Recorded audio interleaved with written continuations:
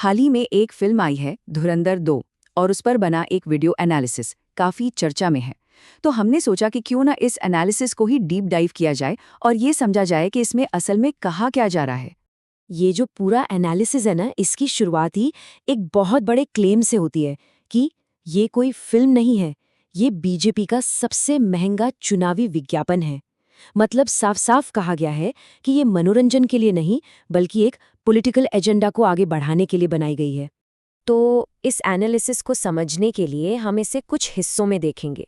सबसे पहले, ये फिल्म है या विज्ञापन, फिर इसमें इमोशनल टोन कैसे सेट किया गया, विलन से हीरो की तारीफ क्यों करवाई गई, रियल लाइफ की घटनाओं को कैसे बदला गया, क्या क्या बातें छिपाई गई, और आखिर में गैस लाइटिंग जैसी टेक्निक का जिक्र क्यों है।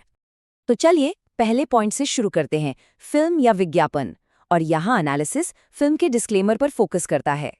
एनालिसिस कहता है कि फिल्म के शुरू में जो लिखा होता है, सच्ची घटनाओं से प्रेरित, वो सिर्फ एक लीगल फॉर्मेलिटी नहीं है। इसे एक लीगल चीट कोड की तरह इस्तेमाल किया गया है। मतलब इसका असली मकसद है सच और कहानी के बीच की लाइन को धुंधला कर देना, ताकि देखने वालों की सोच पर असर डाला जा सके।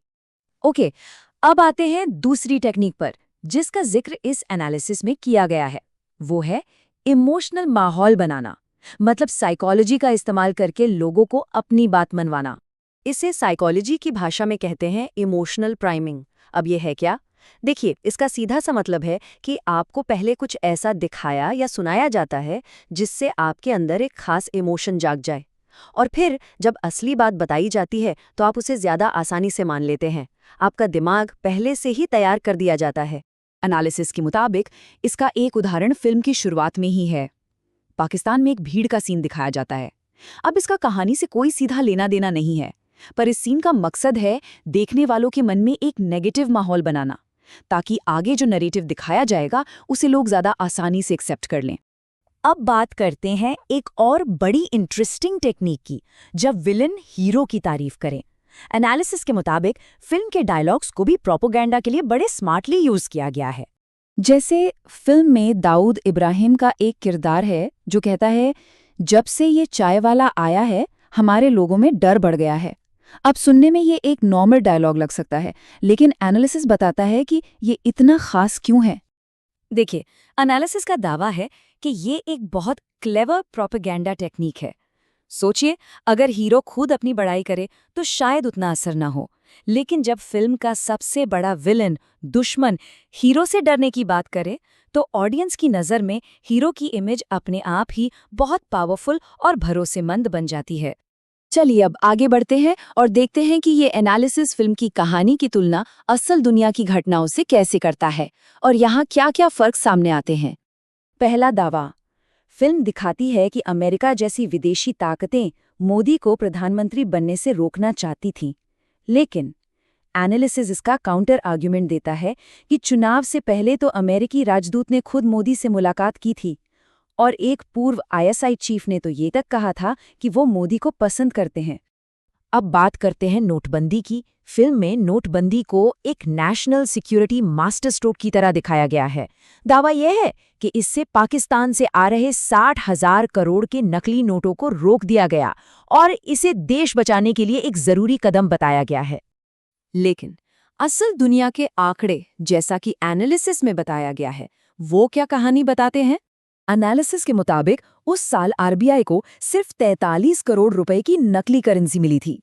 अब आप खुद देखिए, 60,000 करोड़ और 43 करोड़, ये फर्क एक बिल्कुल अलग ही तस्वीर दिखाता है। तो मतलब एक तरफ फिल्म कहती है कि ये भारत को बचाने वाला एक मास्टर स्ट्रोक था, और दूसरी तरफ एनालिसिस ये फैक्ट्स रखता है कि 99.3% नोट तो सिस्टम में वापस आ गए, इकोनॉमी 3% तक गिर गई और 80 से ज्यादा लोगों की तो लाइनों में ही जान चली गई। अब आते हैं पांचवें पॉइंट पर, जिसे एनालिसिस कहता है द आर्ट ऑफ ओमिशन, यानी जो चीजें जानबूझकर नहीं दिखाई गई, क्योंकि कभी-कभी जो नहीं कहा जाता वो भी बहुत कुछ कह जाता है। एनालिसिस ये पॉइंट आउट करता है कि फिल्म में कुछ बड़ी घटनाएं गायब हैं, जैसे 2015 में प्रधानमंत्री मोदी की अचानक पाकिस्तान विजिट, 2016 में पठानकोट एयरफोर्स स्टेशन पर हुआ आतंकी हमला और 2019 का पुलवामा हमला। तर्क ये है कि इन घटनाओं को इसलिए नहीं दिखाया गया क्योंकि ये सरकार समर्थक नैरेटिव में फिट नहीं बैठती।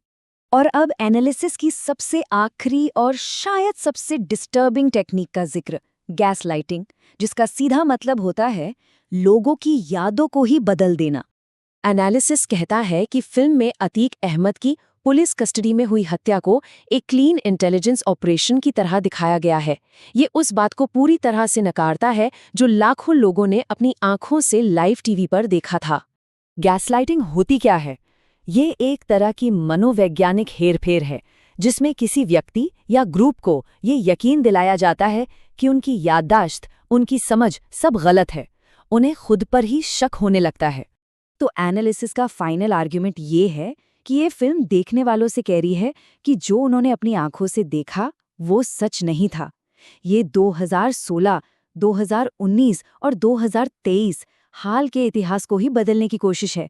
और जब ऐसा बड़े स्केल पर किया जाता है तो ये एक हथियार की तरह काम करता है। तो कुल मिलाकर इस पूरे एनालिसिस का निचोड़ क्या है?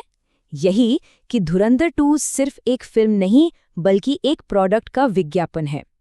एक ऐसा विज्ञापन जिसे एक खास पॉलिटिकल नैरेटिव को बेचने के लिए डिजाइन किया गया है। तो आखिर में सवाल ये उठता है कि जब हम मीडिया में इस्तेमाल होने वाली इन तकनीकों को पहचानने लगते हैं तो क्या इससे हमारे मीडिया देखने और समझने के तरीके में कोई बदलाव आता है?